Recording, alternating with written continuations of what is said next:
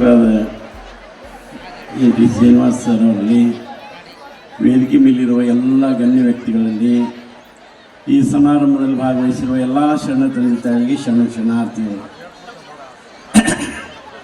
ಈಗಾಗಲೇ ನಿಮ್ಮ ಚಿತ್ತ ಎಲ್ಲ ಕಲಾವಿದರ ಕಡೆ ಹೋಗಿದೆ.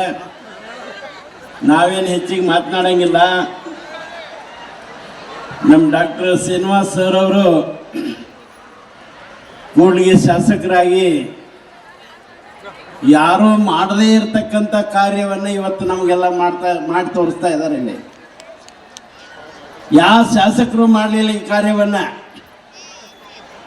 ನಮ್ಮ ಚಿತ್ರದುರ್ಗ ಜಿಲ್ಲೆ ಮತ್ತು ಇದು ಗುಡೇಕೋಟೆ ಬಹಳ ಸಂಬಂಧ ಇರ್ತಕ್ಕಂಥ ಇದು. ಈ ಕಾರ್ಯವನ್ನು ನಮ್ಮ ಶಾಸಕರು ಇದೊಂದು ದೊಡ್ಡ ಪ್ರೋಗ್ರಾಮ್ ಇಡೀ ಕರ್ನಾಟಕದಾದ್ಯಂತ, ದೇಶದಾದ್ಯಂತ ಇವತ್ತು ಈ ಕಾರ್ಯಕ್ರಮವನ್ನು ನೋಡ್ತಾ ಇದ್ದಾರೋ. ಅದಕ್ಕೆ ಈ ಭಾಗದಲ್ಲಿ ವನಿಕೋ ಓಬವ್ವ ಏನು ಸಾಹಸವನ್ನು ಮಾಡಿದರು, ಏನು ಬದಲಾವಣೆಯನ್ನು ಮಾಡಿದರು, ಪರಿವರ್ತನೆಯನ್ನು ಮಾಡಿದರು, ಅದನ್ನೆಲ್ಲ ತಾವೆಲ್ಲ ಕೇಳಿದಿರಿ, ತಮಗೆಲ್ಲ ಗೊತ್ತಿದ್ದ ವಿಚಾರ. ಆದರೆ ಇವತ್ತು ನಮ್ಮ ಶ್ರೀನಿವಾಸ್ ಸರ್ ಅವರು ನಮಗೆ ಶಾಸಕರು ಸಿಕ್ಕಿರೋದು ನಿಮ್ಮೆಲ್ಲರ ಪುಣ್ಯ. ಶಾಸಕರಾದ ಎನ್ ಟಿ ಶ್ರೀನಿವಾಸ್ ಸರ್ ಅವರಲ್ಲಿ, ವೇದಿಕೆ ಮೇಲಿರುವ ಎಲ್ಲ ಗಣ್ಯ ವ್ಯಕ್ತಿಗಳಲ್ಲಿ, ಈ ಸಮಾರಂಭದಲ್ಲಿ ಭಾಗವಹಿಸಿರುವ ಎಲ್ಲ ಶರಣ ತಂದೆತಾಯಿಗಳಿಗೆ ಶರಣಾರ್ಥಿಗಳು. ಈಗಾಗಲೇ ನಿಮ್ಮ ಚಿತ್ತ ಎಲ್ಲ ಕಲಾವಿದರ ಕಡೆ ಹೋಗಿದೆ. ನಾವೇನು ಹೆಚ್ಚಿಗೆ ಮಾತನಾಡಂಗಿಲ್ಲ. ನಮ್ಮ ಡಾಕ್ಟರ್ ಶ್ರೀನಿವಾಸ್ ಸರ್ ಅವರು ಕೂಡ್ಲಿಗೆ ಶಾಸಕರಾಗಿ ಯಾರೂ ಮಾಡದೇ ಇರತಕ್ಕಂಥ ಕಾರ್ಯವನ್ನು ಇವತ್ತು ನಮಗೆಲ್ಲ ಮಾಡಿ ತೋರಿಸ್ತಾ ಇದ್ದಾರೆ. ಇಲ್ಲಿ ಯಾವ ಶಾಸಕರು ಮಾಡಲಿಲ್ಲ ಈ ಕಾರ್ಯವನ್ನು. ನಮ್ಮ ಚಿತ್ರದುರ್ಗ ಜಿಲ್ಲೆ ಮತ್ತು ಇದು ಗುಡೇಕೋಟೆ ಬಹಳ ಸಂಬಂಧ ಇರ್ತಕ್ಕಂಥ ಇದು. ಈ ಕಾರ್ಯವನ್ನು ನಮ್ಮ ಶಾಸಕರು ಇದೊಂದು ದೊಡ್ಡ ಪ್ರೋಗ್ರಾಮ್ ಇಡೀ ಕರ್ನಾಟಕದಾದ್ಯಂತ, ದೇಶದಾದ್ಯಂತ ಇವತ್ತು ಈ ಕಾರ್ಯಕ್ರಮವನ್ನು ನೋಡ್ತಾ ಇದ್ದಾರೋ. ಅದಕ್ಕೆ ಈ ಭಾಗದಲ್ಲಿ ವನಿಕೋ ಓಬವ್ವ ಏನು ಸಾಹಸವನ್ನು ಮಾಡಿದರು, ಏನು ಬದಲಾವಣೆಯನ್ನು ಮಾಡಿದರು, ಪರಿವರ್ತನೆಯನ್ನು ಮಾಡಿದರು, ಅದನ್ನೆಲ್ಲ ತಾವೆಲ್ಲ ಕೇಳಿದಿರಿ, ತಮಗೆಲ್ಲ ಗೊತ್ತಿದ್ದ ವಿಚಾರ.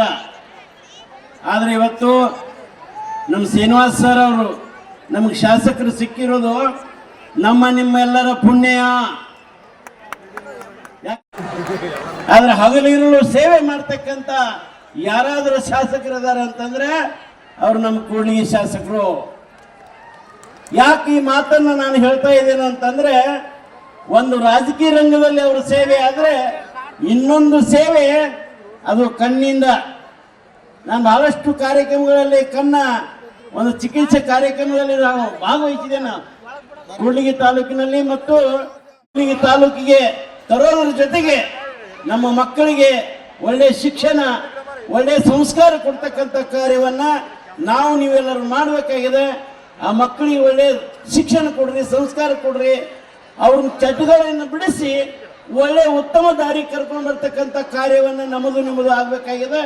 ಅದಕ್ಕೆ ಹಿನ್ನೆಲೆ ಶಕ್ತಿಯಾಗಿ ನಮ್ಮ ಶಾಸಕರು ಆ ಶಾಸಕರ ಮುಖಾಂತರವಾಗಿ ನಾವೆಲ್ಲ ಮುಂದುವರಿಯೋಣ ಅಂತಕ್ಕಂಥ ಮಾತನ್ನು ಹೇಳಿ ನನ್ನ ಎರಡು ಮಾತನ್ನು ಮುಗಿಸ್ತೇನೆ. ಕೆಲಸ ಮಾಡೋದು ಗೊತ್ತಿದೆ, ಭಾಷಣ ಮಾಡೋದು ಗೊತ್ತಿಲ್ಲ, ಆದರೂ ಪ್ರಯತ್ನ ಮಾಡ್ತಾ ಇದ್ದೀನಿ. ಒಂದು ಮೇಡಮ್ ಅವರು ಹೇಳ್ತಾನೆ ಇದ್ರು, ಇತಿಹಾಸ ಹರಿಯದವನು ಇತಿಹಾಸ ಸೃಷ್ಟಿಸಲಾರ ಅಂತೇಳಿ.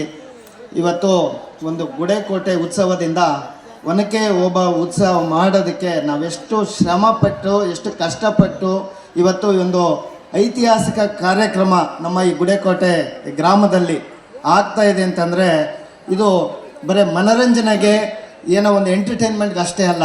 ಇದು ತಾವೆಲ್ಲ ತಿಳ್ಕೊಬೇಕಾಗಿರೋದು ಏನಪ್ಪ ಅಂತಂದರೆ, ಇಡೀ ರಾಜ್ಯದಲ್ಲೇ ಅತ್ಯಂತ ಹಿಂದುಳಿದ ತಾಲೂಕು ಅಂತಂದರೆ ಅದು ಕೂಡ್ಲಿಗಿ ತಾಲೂಕು. ಅದರಲ್ಲಿ ಈ ಹೋಬಳಿಗಳಿರ್ತವೆ.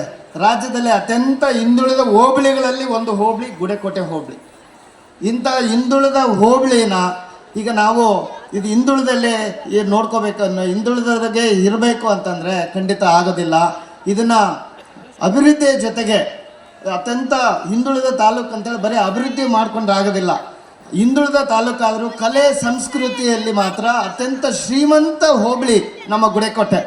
ಇದಕ್ಕೆ ನಮ್ಮ ಒನಕೆ ಓಬವ್ವನ ತವರೂರು ಮತ್ತು ನಮ್ಮ ಪಾಳೆಗಾರರು ಮತ್ತು ಇಲ್ಲಿ ನಮ್ಮ ಕೋಟೆ ಕೊತ್ತಲಗಳ ನಾಡು ಮತ್ತು ಈಗ ಇದ್ರ ಜೊತೆಗೆ ಸೇರಿರೋಂಥ ನಮ್ಮ ಕರಡಿಧಾಮ ಕೂಡ. ಸೊ ಎಲ್ಲ ರೀತಿ ಅತ್ಯಂತ ಶ್ರೀಮಂತ ಕಲೆ ಸಂಸ್ಕೃತಿ ಇದ್ದರೆ ಕೂಡ ಈಗ ನನಗೆ ಮುಂಚೆಯಿಂದನೂ ಏನಾದರೂ ನಮ್ಮ ಹೋಬಳಿಗೆ ನಮ್ಮ ತಾಲೂಕಿಗೆ ಏನಾದರೂ ಇಲ್ಲಿ ನಮ್ಮ ಒಂದು ಕೊಡುಗೆ ಕೊಡಬೇಕು ಅಂತ ಹೇಳ್ಬಿಟ್ಟು ನನಗೆ ಚಿಕ್ಕ ವಯಸ್ಸಿಂದ ತುಡಿತಾ ಇತ್ತು. ಯಾಕೆಂತಂದರೆ ನಾನು ತುಂಬ ಚಿಕ್ಕ ವಯಸ್ಸಿಂದ ನಮ್ಮೂರಲ್ಲಿ ಬರೀ 4ನೇ ಕ್ಲಾಸ್ವರೆಗೂ ಅಷ್ಟೇ ಇತ್ತು. 5ನೇ ಕ್ಲಾಸ್ಗೆ ತಮ್ಮಣ್ಣ ಇಲ್ಲಿ ಸರ್ವೋದಯ ಶಾಲೆಯಲ್ಲಿ ಸೇರಿಕೊಂಡ್ರು. ಸೊ ಪ್ರತಿ ವಾರ ನಮ್ಮ ಅಣ್ಣನ ಶಾಲೆಗೆ ಅವನಿಗೆ ಊಟ ಸ್ವೀಟ್ಸು ಬುತ್ತಿ ತಗೊಂಡು ಬರ್ತಿದ್ವಿ ಇಲ್ಲಿ ಚಿಕ್ಕ ವಯಸ್ಸಿಂದ. ಈಗ 40 ವರ್ಷದಿಂದ ಹೇಗಿದೆನೋ ಗುಡೇಕೋಟೆ ಹಾಗೆ ಇದೆ, ಯಾವುದೇ ರೀತಿ ಅಭಿವೃದ್ಧಿಗಳಿಂದ ಇದೆ. ಸೊ ನಾವು ಬರೀ ಏನೋ 1-2 ಬಿಲ್ಡಿಂಗ್ ಕಟ್ಟಿದ್ರೆ ಮಾತ್ರ ಹಾಗಲ್ಲ, ಏನೋ 1-2 ರಸ್ತೆ ಮಾತ್ರ ಮಾಡಿದ್ರೆ ಹಾಗಲ್ಲ.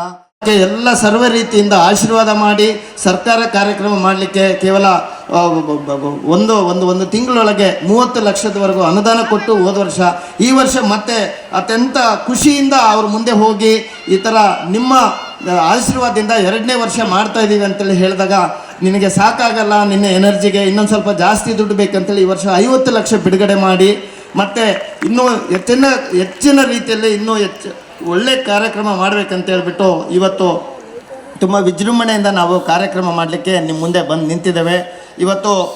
ಇವತ್ತು ಇಲ್ಲಿ ಏನಪ್ಪ ಅಂತಂದರೆ ಈಗ ಈ ಕಲೆ ಸಂಸ್ಕೃತಿ ಇದನ್ನು ಉಳಿಸ್ಕೊಳ್ಳೋದ್ರ ಜೊತೆಗೆ ಒಂದು ಅಭಿವೃದ್ಧಿ ಖಂಡಿತ ಈ ಭಾಗಕ್ಕೆ ಅತಿ ಮುಖ್ಯವಾಗಿದೆ. ಯಾಕೆಂದರೆ ನನ್ನ ಊರು, ನನ್ನ ಸ್ವಂತ ಊರು ಕೂಡ ಇದೇ ಹೋಬಳಿ. ನಮ್ಮ ತಂದೆಯವರು ಜೀವನ ಪೂರ್ತಿ ಈ ಭಾಗದ ಅಭಿವೃದ್ಧಿ ಬಗ್ಗೆ ಸದಾ ಅವರು ತುಡಿತಾ ಇದ್ದರು. ಆ ಒಂದು ಆಶೀರ್ವಾದ, ನಿಮ್ಮೆಲ್ಲರ ಆಶೀರ್ವಾದ, ಅವರ ಅನುಗ್ರಹದಿಂದ ಇವತ್ತು ನಿಮ್ಮ ಮುಂದೆ ಬಂದು ಇಂಥ ಒಂದು ಕಾರ್ಯಕ್ರಮದಲ್ಲಿ ನಿಮ್ಮ ಮುಂದೆ ನಿಂತ್ಕೊಳ್ಳೋಕೆ ನಿಜವಾಗ್ಲೂ ನನಗೆ ಮಾತು ಕೂಡ ಬರ್ತಾ ಇಲ್ಲ. ಸೊ ಇಂಥ ಒಂದು ಹಿಂದುಳಿದ ಕ್ಷೇತ್ರನ ಅಭಿವೃದ್ಧಿಗೆ ನಾನು ಆಗಲೇ ಈಗ ಪಾದಾರ್ಪಣೆ ಮಾಡಿದ್ದೇನೆ.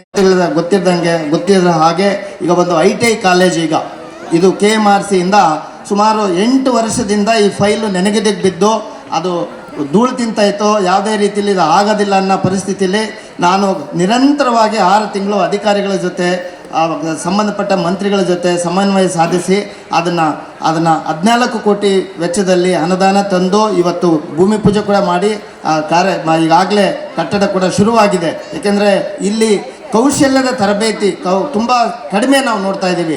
ಯಾವುದೇ ರೀತಿ ಕೌಶಲ್ಯ ಇಲ್ಲದ್ರಿಂದ ತುಂಬ ನಿರುದ್ಯೋಗದ ಸಮಸ್ಯೆ ಇದೆ. ಸೊ ITI ಕಾಲೇಜ್ ಅದಕ್ಕೊಂದು ಮುನ್ನುಡಿ ಆಗ್ತದೆ. ಅದೇ ರೀತಿ ಮತ್ತು ನಮ್ಮ ಈ ಭಾಗದಲ್ಲಿ ಅತಿ ಹೆಚ್ಚು ಬೆಳೆಯೋದು ಅಂತಂದರೆ ನಾವು ಹುಣಸೆ ಹಣ್ಣು ಮತ್ತು ಶೇಂಗಾ.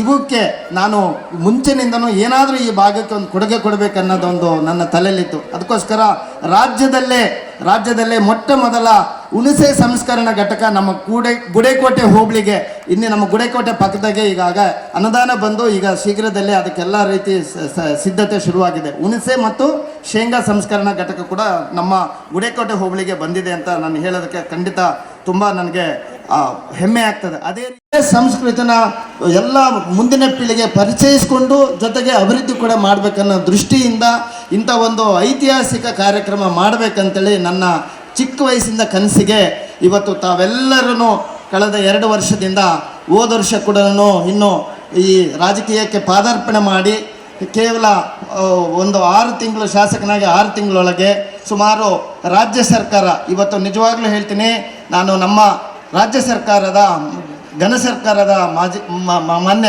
ಮುಖ್ಯಮಂತ್ರಿಗಳಾದಂಥ ಸನ್ಮಾನ್ಯ ಸಿದ್ದರಾಮಯ್ಯನವರಿಗೆ, ಉಪಮುಖ್ಯಮಂತ್ರಿಗಳಾದಂಥ DK ಶಿವಕುಮಾರ್ ಅವರಿಗೆ ಮತ್ತು ಕನ್ನಡ ಮತ್ತು ಸಂಸ್ಕೃತಿ ಇಲಾಖೆ ಸಚಿವರಾದಂಥ ಶ್ರೀ ಶಿವರಾಜ್ ತಂಗಡಿ ಅವರಿಗೆ ಮತ್ತು ನಮ್ಮ ಜಿಲ್ಲಾ ಉಸ್ತುವಾರಿ ಸಚಿವರಾದಂಥ ಮಾನ್ಯ BZ ಜಮೀರ್ ಅಹಮದ್ ಖಾನ್ ಅವ್ರಿಗೆ ಮತ್ತು ಸಂಸದರಾದಂಥ ತುಕಾರಾಮ್ ಅವ್ರಿಗೆ ಅತ್ಯಂತ ಹೃದಯಪೂರ್ವಕ ಧನ್ಯವಾದಗಳನ್ನು ತಿಳಿಸಪಡಿಸ್ತೀನಿ. ಯಾಕೆಂದರೆ ನಮಗೆ ನಾನು ಈ ಥರ ಒಂದು ಗುಡೇಕೋಟೆ ಉತ್ಸವ, ಒನಕೆ ಓಬವ್ವನ ತವರೂರು ಇದನ್ನು ಮಾಡಬೇಕು ಅಂತ ಅಂದಾಗ ಎಲ್ಲ ರೀತಿ ಸಹಕಾರ ಕೊಟ್ಟು ಸರ್ಕಾರದ ಕಾರ್ಯಕ್ರಮ ಮಾಡಬೇಕು ಅಂತ ಹೋಗಲಿಲ್ಲ ಅಂದರೆ ಸಾಮಾನ್ಯದ ಮಾತಲ್ಲ.